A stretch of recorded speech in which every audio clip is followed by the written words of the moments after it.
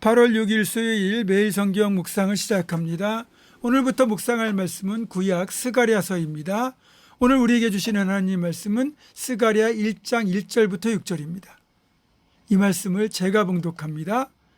다리오 왕 제2년 8째 달에 여호와의 말씀이 이또의 손자 베레랴의 아들 선지자 스가랴에게 임하니라. 이르시되 여호와가 너희의 조상들에게 심히 진노하였느니라. 그러므로 너는 그들에게 말하기를 만군의 여호와께서 이처럼 이르시되 너희는 내게로 돌아오라. 만군의 여호와의 말이니라. 그리하면 내가 너희에게로 돌아가리라. 만군의 여호와의 말이니라. 너희 조상들을 본받지 말라. 옛적 선지자들이 그들에게 외쳐 이르되 만군의 여호와께서 이같이 말씀하시기를 너희가 악한 길 악한 행위를 떠나서 돌아오라 하셨다 하나 그들이 듣지 아니하고 내게 귀를 기울이지 아니하였느니라. 여호와의 말이니라. 너희 조상들이 어디 있느냐? 또 선지자들이 영원히 살겠느냐?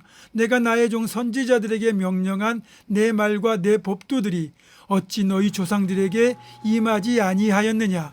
그러므로 그들이 돌이켜 이르기를 만군의 여호와께서 우리 길대로 우리 행위대로 우리에게 행하시려고 뜻하신 것을 우리에게 행하셨도다 하였느니라.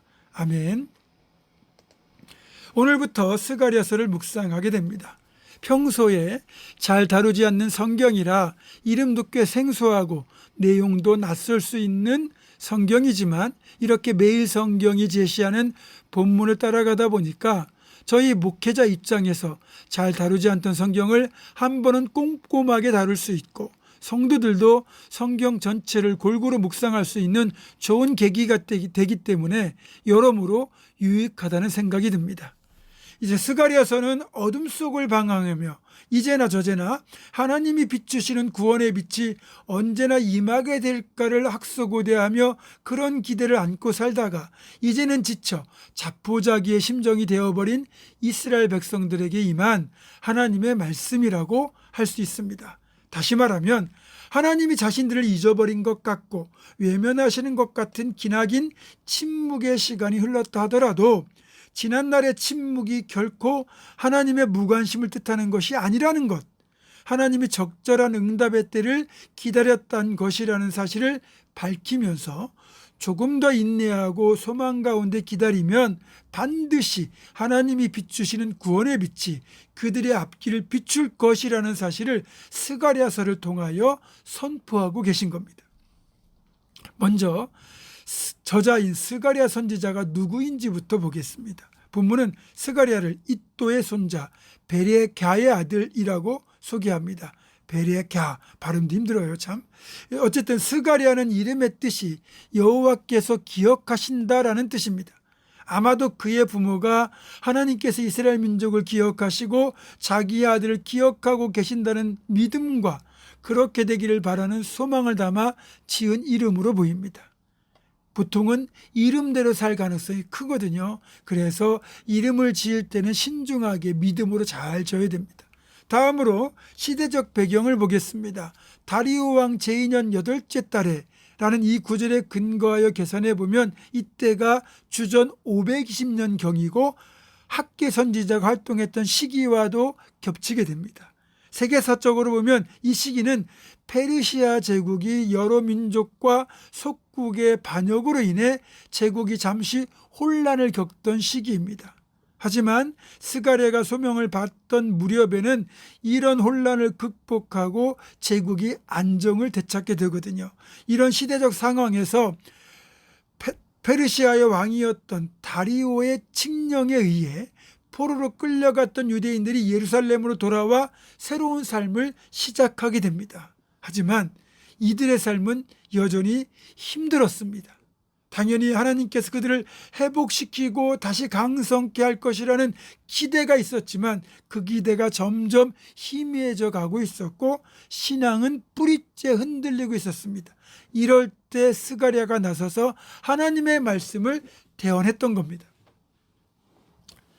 스가랴의 첫 메시지는 여호와께로 돌아오라는 것이었습니다. 그러면 하나님도 그들에게 돌아오시겠다는 거였죠. 예수님과 요한의 첫 메시지도 회개하라 천국이 가까이 왔느니라였잖아요. 결국 선지자들의 첫 번째 메시지 대부분은 하나님께 돌아오라는 겁니다. 유대인들은 자신들이 하나님을 떠난 적이 없다고 생각했습니다. 그런데 하나님은 스가랴 선지자를 통하여 분명히 지금 하나님께로 돌아오라고 말씀하고 있습니다. 지금 포로로 끌려갔다가 돌아온 상태이지만 스가랴와 유대인들의 인식이 너무나 다르지 않습니까? 그리고 사실은 하나님이 이스라엘 백성들을 떠나신 것이 아니라 이스라엘 백성들이 하나님을 떠난 겁니다. 보이는 현상으로 보면 하나님이 이들을 떠난 것처럼 보이겠지만 그 근원을 찾아 들어가 보면 사실은 하나님이 떠나신 것이 아니라 이스라엘 백성들이 하나님을 버리고 우상을 숭배하고 죄의 길로 행함으로써 사실은 하나님을 배신하고 버리고 떠난 겁니다. 4절을 보면 하나님께서 옛날부터 선지자들을 통하여 너희가 악한 길, 악한 행위를 떠나서 하나님께 돌아오라 라고 수없이 외쳤건만 이들은 하나님의 말씀, 선지자들의 외침을 외면하고 그 말도 듣지 않고 귀를 기울이지도 않았다는 겁니다. 이렇게 하나님과 유대인들의 인식에는 너무나 큰 차이가 있었습니다. 물론 지금도 하나님의 인식과 우리의 인식에는 현격한 차이가 있습니다. 우리는 하나님이 내 기도를 들으시지 않는 것 같고 멀리 계신 것처럼 느낄 때가 많아요. 그러나 우리가 하나님을 멀리한 것이고 우리가 짓는 죄악들이 하나님과 우리 사이를 갈라놓는 겁니다. 이 사실을 바로 알아야 온전한 회개와 회복이 이루어질 수 있는 거죠. 사랑하는 여러분, 우리는 유대인들이 가졌던 이런 착각을 범하지 말고 끝까지 하나님을 떠나지 말고 늘 하나님께 가까이 붙어 있을 수 있기를 주님의 이름으로 축원합니다. 기도하겠습니다. 하나님, 끝없이 하나님께로 돌아오라고 외칠 때 하나님 우리를 떠났다고 거꾸로 생각했던 유대인들의 착각이 그들만의 착각이 아니라 지금 우리가 하고 있는 신앙적 착각이 아닐까 생각합니다. 하나님은 결코 우리를 떠나시지 않고 버리지도 않는데 우리가 죄를 짓고 하나님을 떠날 때가 더 많다는 것, 이 사실을 늘 기억하게 도와주시고 어떤 상황에서도 하나님 떠나지 않고 끝까지 하나님을 믿음으로 붙들고 하나님 안에 살아가는 우리가 될 수 있도록 인도하여 주시옵소서.